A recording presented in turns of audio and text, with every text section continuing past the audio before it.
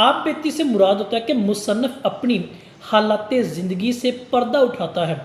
वो कल्बो ज़हन के एतबार से, समाज के एतबार से, मुआश और मुआशरती एतबार से जहाँ पे वो रहता है और अपनी वो ज़ाती ज़िंदगी को दूसरों पर हालात व वाक़यात के रोशनी में अयां करता है, वो आप बीती के मानों में आते हैं। गालिब के जितने भी खतूत देखें तो तकरीबन आप बीती का मंजर पेश करते हैं। वो अपनी ज़ाती ज़िंदगी को, आज मुआशरे के हालात व वाक़यात को इस अंदाज़ में बयान करने की वो कोशिश करता है। अब यहाँ पे देखें तो वो इस बात को कहता है, और मैं जिस शहर में हूँ